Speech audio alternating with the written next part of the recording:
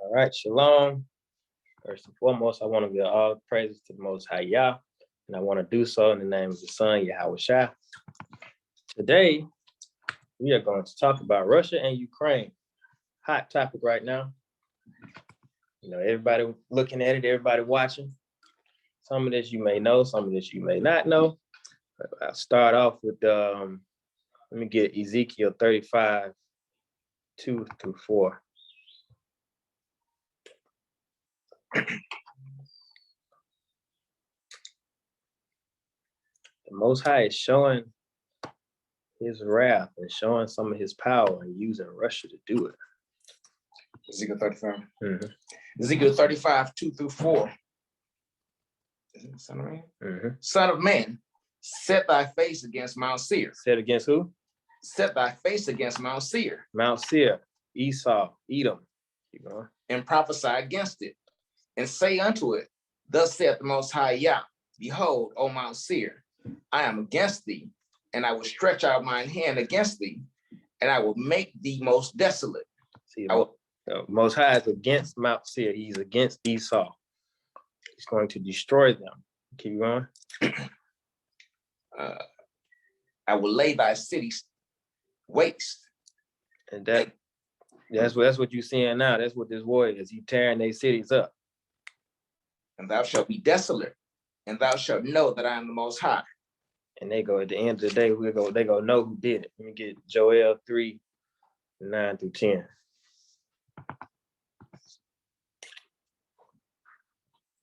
Joel 3, 9 and 10. Proclaim ye this among the Gentiles. To the heathen, non-Israelites. Go ahead. Prepare war. Do what? Prepare war. All right. Wake up thy mighty men. Let all the men of war draw near. Let them come up. Beat your plowshares into swords, and your pruning hooks into spears. Let the weak say, I am strong. All right. See, I'm going to show you a perfect example of that. Ukraine is definitely preparing for war, even though they have not been. Elder, can you turn over the host to me so I can share?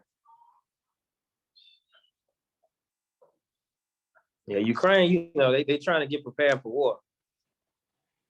Russia been prepared for war. Ukraine trying to get ready.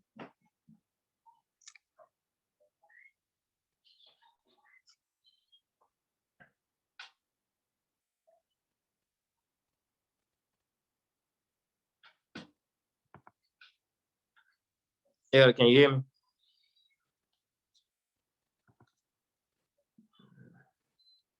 Immediately.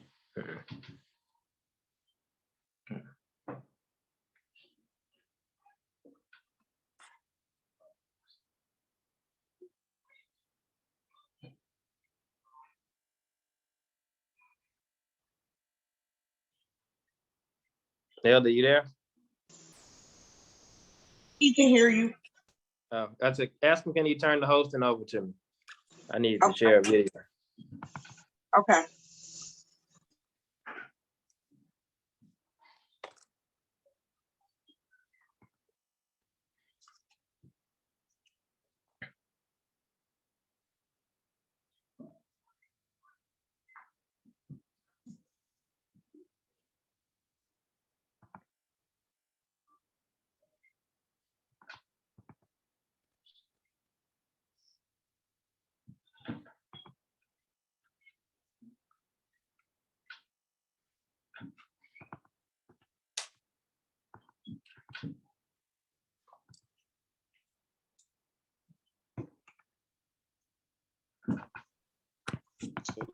Yeah, the hosting is yours.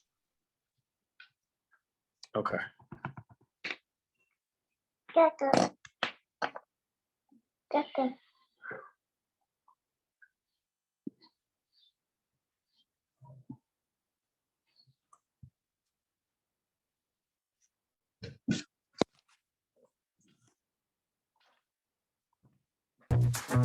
Reds is a delicious and convenient way to kick off your day.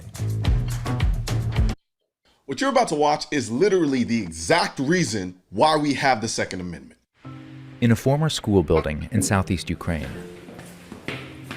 military officers are training local residents in urban warfare.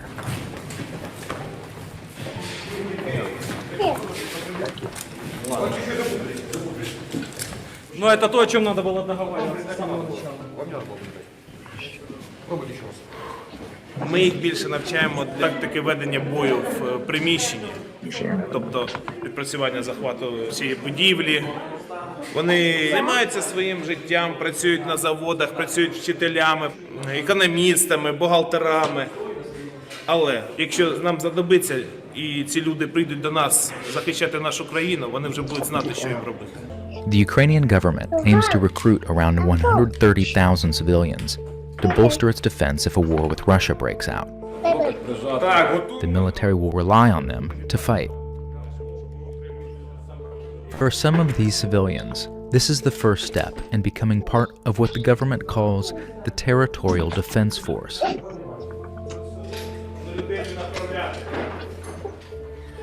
На ощупь, все руками, в темноте, освещение слабое, должен все правильно, все верно. именно память руками должна быть, чувствовать, где пота, где защелкнуло, где на место. Можна став. опять достать і поставити. Так точно. Це гражданська людина, вона повинна руками ощутити кожну, щоб ця деталь повинна працювати тільки так.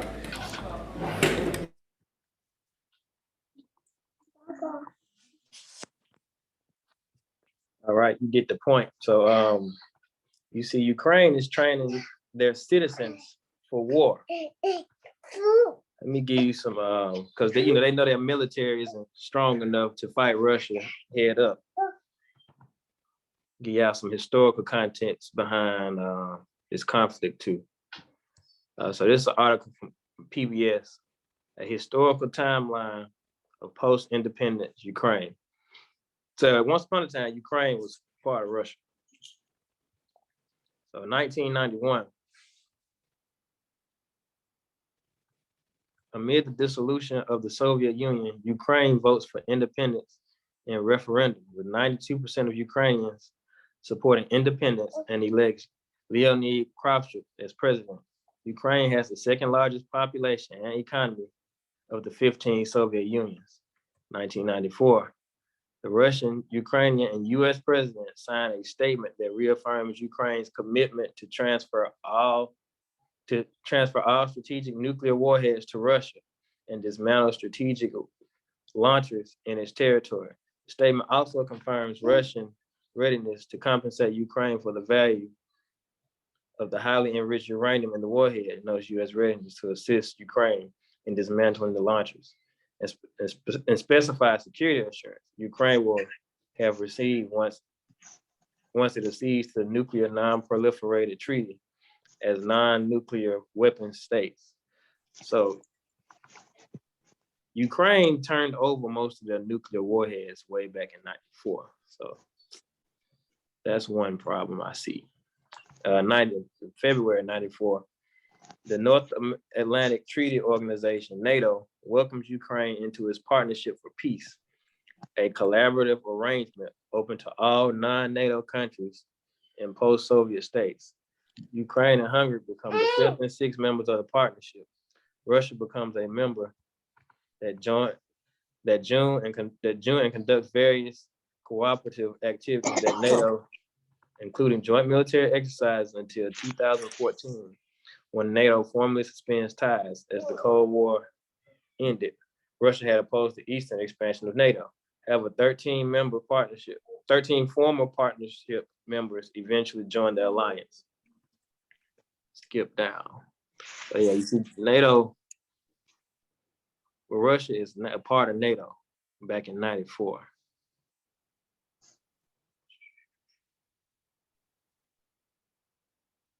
Skip down to 2014. So pro-Russian forces, including so-called little green men, Russian soldiers in Russian uniforms with identifying insignia removed, seized control of Crimea, a Ukrainian peninsula where the majority of residents are ethnically Russian. Soon after, authorities hold a disputed referendum and the Crimean voters chose to succeed and join Russia.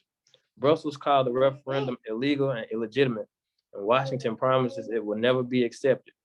Russia annexes Crimea on March 21st through the UN General Assembly votes 100-11 against recognizing the referendum result, and Russia is expelled from the Group of Eight. A month later, Putin admits that Russian soldiers were involved in the annexation and justifies it as a way to protect ethnic Russians allegedly threatened by violence from Kiev. So you see, Russia been going at it with Ukraine for a long time. It's April of 2014. Russia provokes an armed separatist movement to seize government buildings across eastern Ukraine's Donbas region. Ukrainian forces resist, but are wary of sparking a much wider war with Russian troop buildups reported along the border.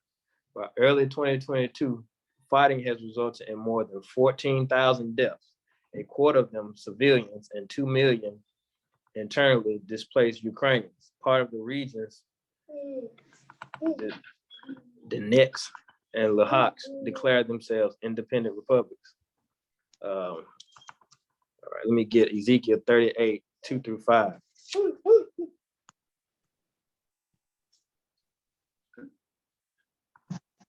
Ezekiel 38, 2-5.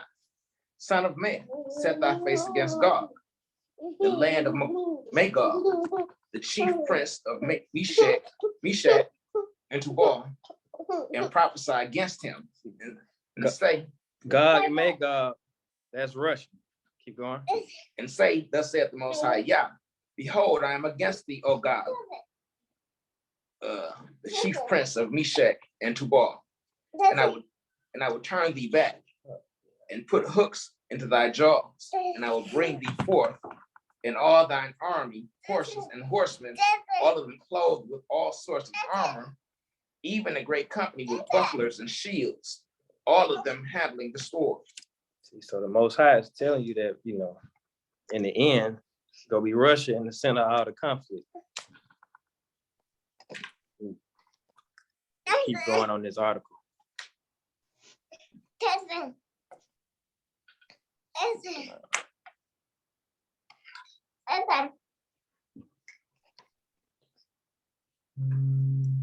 2017, under President Donald J. Trump, the United States approved lethal arms sales to Ukraine, moving beyond the non-lethal military assistance that the Obama administration had allowed.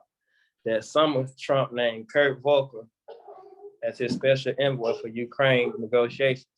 Prior to that, U.S. Congress created the Ukrainian Security Assistance Initiative, which authorized hundreds of millions of dollars in additional military aid for Ukraine. So you see under Donald Trump, it started heating up again. Skip down some more. Ukraine is named a NATO Enhanced Opportunity Partner in June 2020, joining Australia, Georgia, Finland, Jordan, and Sweden as countries with deeper cooperation on NATO-led missions and exercises. The alliance says the new status does not prejudge any decisions on NATO membership. In September, Zelensky approves Ukraine's new national security strategy, which provides for the development of distinctive partnership with NATO with aim of gaining membership. The previous years, Zelensky's predecessor signed a constitutional amendment committing Ukraine to become a member of NATO and the EU.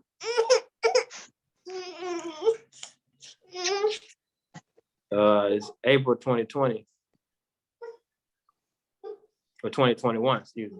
Officials from Ukraine and EU member states warned about recent Russian deployments near Ukrainian border areas and in Crimea, adding up to more than 100,000 troops, along with tanks, rocket launchers, and other weaponry. Analysts call it the largest troop buildup since Russia's 2014 annexation of Crimea. Biden, now president, and Putin agreed to June summit to discuss a range of contentious issues, including Ukraine, and launch dialogues on strategic stability and cybersecurity. The following month, Putin establishes an article on the historical unity of Russians and Ukrainians, in which he questions the legitimacy of Ukraine's borders. asserts that Russians and Ukrainians are one people and blames the collapse in bilateral ties on foreign plots and anti-Russian conspiracies. So Putin has been trying to get Ukraine. You see, he claimed that they're one people. So he's been trying to take over Ukraine. You know, he just really started getting back on it real hard recently. Let's skip down to February. So now, at the present, Putin deploys Russian forces to Ukraine's separatist region of Luhansk and Donetsk after the Kremlin recognized them as independent. The military action raises concerns that Russia would try to assert full control over the regions, which are partially governed by Ukraine, and use the move as a pretext for a border invasion of the country. In an address to Russia, Putin says the government in Kiev is a puppet regime run by foreign powers and that NATO ignored Moscow's security demands. In response to Russia's move, Germany announces the suspension of the Nord Stream 2 pipeline, while the United States, EU, and UK pledge additional financial sanctions against Russian entities. So we're gonna come back to these sanctions because they definitely are important. Let me get Ezekiel 35, 6-9.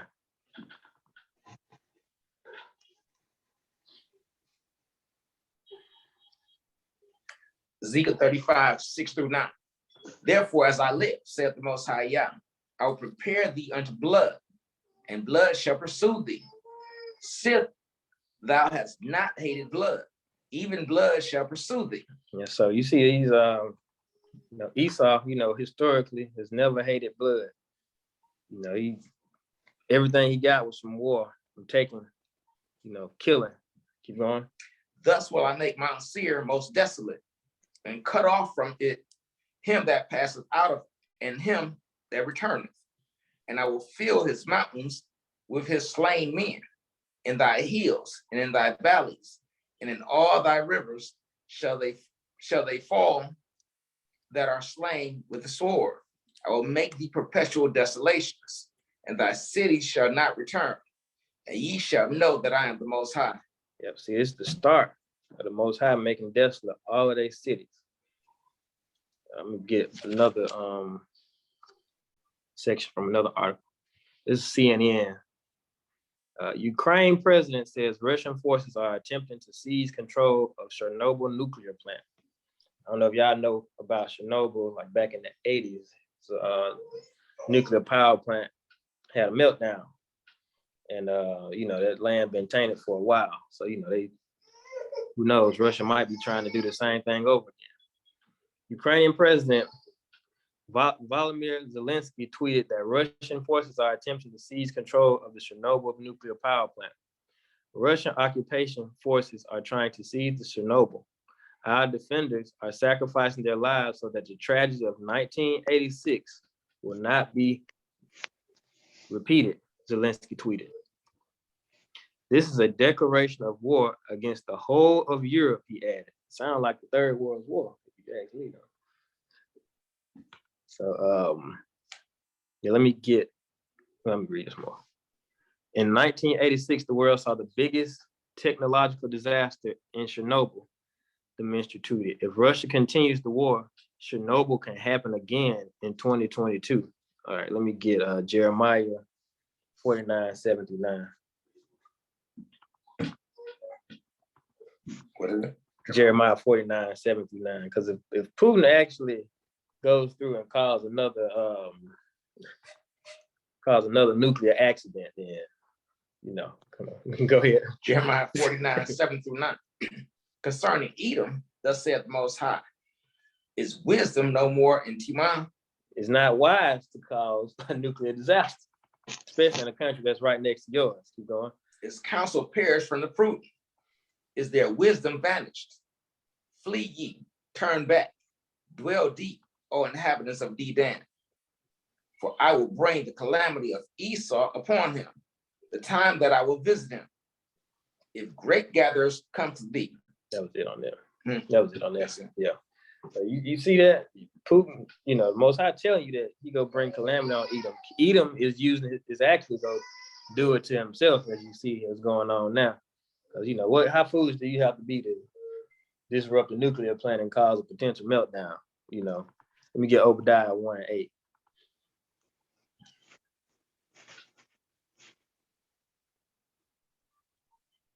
Obadiah 1 verse 8.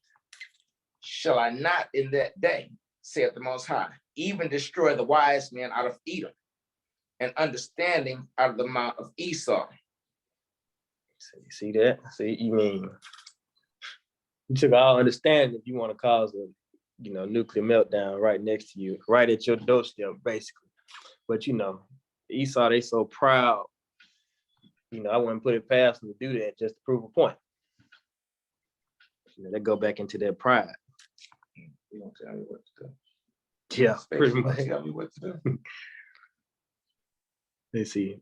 Keep reading out this article. They made an attempt to seize the Chernobyl nuclear power station. The fight is going right there with the Ukrainian National Guard protecting the Chernobyl station from the attacks.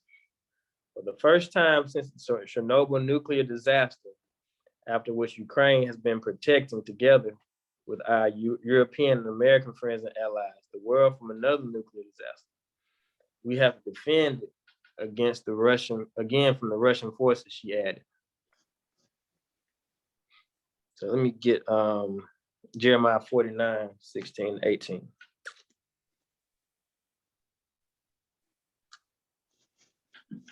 Jeremiah 49, 16.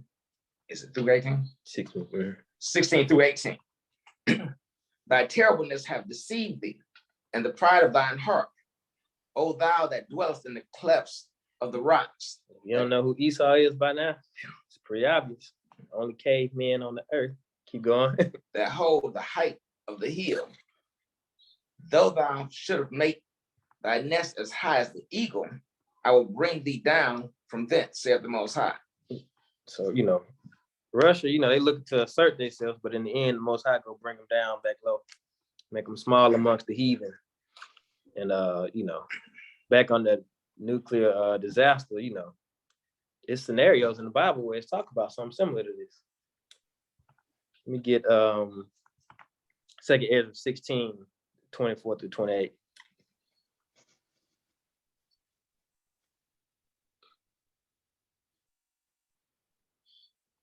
You see? 16, yep, 24 to 28. 2 Ezra 16, 24 through 28. There shall be no man left to till the earth and to sow it. The tree. Yeah, let a nuclear disaster happen. Watch how many people be around over there. Keep going. The trees shall give fruit, and who shall gather them? The grapes shall ripen, and who shall tread them? For all places shall be desolate of men. So that one shall desire to see another and to hear his voice. For of a city there shall be 10 left, and 2 of the field, which shall hide themselves in the thick groves and the clefts of the rocks. Yep. So, you know, you see that. So, you know, you're not sure if you know having a nuclear disaster, but, you know, the land pretty much becomes uninhabitable. Anyone that's around, they go, you know, get affected by that nuclear fallout and the nuclear, you know, gas. So pretty much kill you almost instantly. And, you know, then people stay around, might have, you know, children have birth defects when they're born. You know, nothing good comes out of it. You know, it'll definitely be a desolate place if Russia destroys that, you know, allows that nuclear reactor to go down. Get another article. But one thing about Putin, you know, he might be real proud and might be, you know, do something foolish, but he ain't a complete fool. This CNBC, gas is key in the Russian-Ukraine conflict, and supply could be disrupted around the world. Russian forces on Thursday launched their long-feared attack on Ukraine, sending shockwaves through financial markets and ratcheting up fears about the ramification for gas supplies around the world. Russian President Vladimir Putin cast aside international condemnation in the first tranche of sanctions by declaring the beginning of special military operation aimed at the demilitarization of Ukraine. Russian forces have reportedly fired missiles at the military control centers in Kiev, and sirens were heard throughout the capital. NBC News reporters on the ground also saw and heard explosions in Kiev and in other cities across the country. Skip down to where they talk about it. European gas prices jumped on news of the invasion, while international benchmark Brent crude futures surpassed $100 a barrel for the first time since 2014. Skip down. Let's see, it's the title of this section. What if Russia turns off the gas? Russia's invasion of Ukraine represents one of the worst security crises in Europe in decades. It is also expected to have far-reaching implications for the global economy, particularly given Russia's role as the world's second largest producer of natural gas and one of the world's largest oil producing nations. So, you know, we gonna feel this here soon, real soon. For several months, Russia has been accused of intentionally disrupting gas supplies to leverage its role as a major energy supplier to Europe amid an escalating dispute in Ukraine. Now, energy analysts are deeply concerned about the risk of full supply disruption to the EU, which receives roughly 40% of its gas via Russian pipelines, several of which run through Ukraine. If Russia cut off its gas supply, there would likely be profound public health and economic consequences, particularly as such a scenario could come during winter amid the coronavirus pandemic. So Russia, you know, Joe Biden got up there, gave a speech this afternoon and said, you know, his plan right now is to pretty much put sanctions on Russia. If you don't know what sanctions is, it's like stopping them from doing business and, you know, with certain countries. So first they started with the banks and like tech. And I think the next step, they're trying to put sanctions on individuals, like the highest, basically like the highest earners in the country, like the top 100 highest earners in the country. But, you know, when they asked him if he was gonna put sanctions on Putin, he said no. Right, he said no. Did he say no? Yeah, he said no. He said he wasn't gonna put sanctions directly on Putin. But yeah, I mean, you know, this is gonna limit what they can do, because, you know, they can literally cut the gas off and stop and shut Europe down. Right. They say, you know, Europe, the EU receives 40% of its gas from Russian pipelines. I mean, they got complete control of 40% of the gas. That's why I say Russia, they got some leverage. You know, Putin might be crazy, but he ain't stupid. So, you know, could this be the next plague? Could they just shut that down? I don't know. But let me get Matthew 24, 6-8. Classic. Matthew 24, verses 6-8. And ye shall hear of wars and rumors of wars. See that ye be not troubled, for all these things must come to pass, but the end is not yet. For nation shall rise against nation, and kingdom against kingdom. And there shall be famines and pestilences and earthquakes in diverse places. All these are the beginning of sorrows. So we at the war. You know, we done had all these plagues in this past, and now Europe might lose the gas. It already was at a gas shortage. Now they might lose 40% of their gas. Sound like the Bible. So right and exact. Let me see. Go to this next article.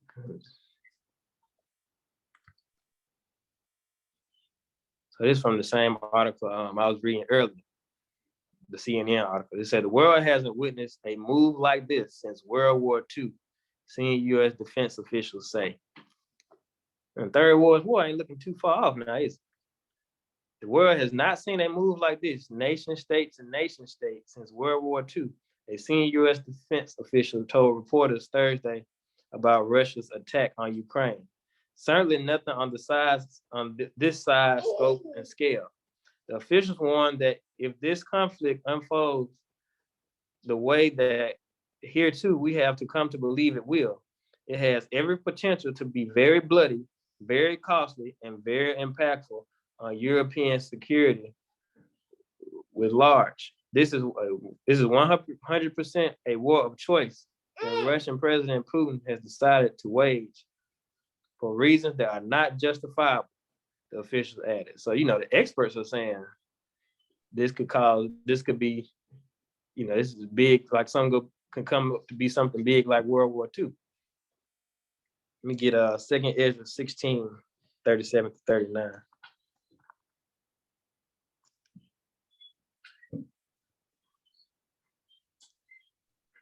You said 38. 37 to 39. 2nd Ezra 16, 37 through 39. Behold, the plagues draw near and are not slack, as when a woman with child in the 9th month bringeth forth her son, with 2 or 3 hours of her birth, great pains compass her womb, which pains when the child cometh forth, they slack not a moment. Have we had a slacking plague? We had COVID, inflation. We having food shortages in some places. Europe had a gas crisis all winter. They're not slacking. You can see that they're not slacking. So we got to be approaching the end. Keep going. Even so shall not the plagues be slack to come upon the earth, and the world shall mourn, and sorrow shall come upon it on every side. Yep. Every time you turn on the news, it ain't nothing good. It's hardly ever anything good. Let me get Isaiah 34, 1 and 2.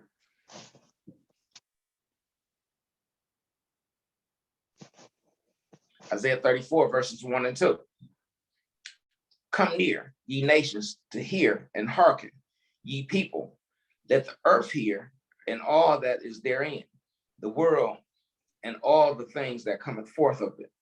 For the indignation of the Most High is upon all nations, and his fury upon all their armies. He hath utterly destroyed them. He hath delivered them to the slaughter. So the Most High, that's what he's doing. He's delivering these nations up to the slaughter. You know, Russia, they did a lot of bombing and shooting and everything else last night. And they made a lot of progress, you know, throughout the day too. And I'm sure it's gonna leave a lot of casualties behind. Skip to verse 5 and 6. Isaiah 34, verses 5 and 6.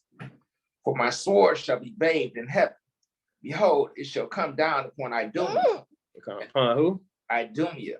Idumea, that's the land that Esau, that's another name for Esau. Keep going. And upon the people of my curse to judge them. The sword of the Most High is filled with blood. It is made fat with fatness, and with the blood of lambs and goats, with the fat of the kidneys of rams. For the Most High have sacrificed in Basra, and a great slaughter in the land of Idumea. Yep.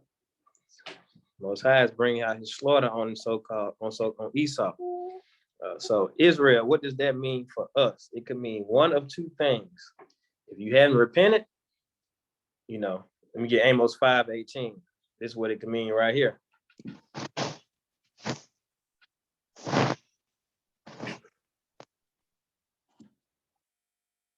Amos 5:18. Mhm. Amos 5:18. Woe unto you that desire the day of the Most High. To what end is it for you? The day of the Most High is darkness and not light. You see that? So, you know, all this war, all this death, bloodshed, is going to be darkness in this last days, especially for those who hadn't repented, you know. And, you know, even those that say they repented, and, you know, they really hadn't repented. They still doing what they want to do. Yeah, let me get, but, you know, if you've been doing what you're supposed to do, might be a good day for you. Let me get Ecclesiasticus chapter 25, verse 7.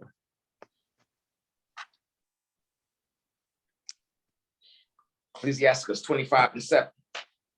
There be 9 things which I have judged in mine heart to be happy, and the 10th I will utter with my tongue.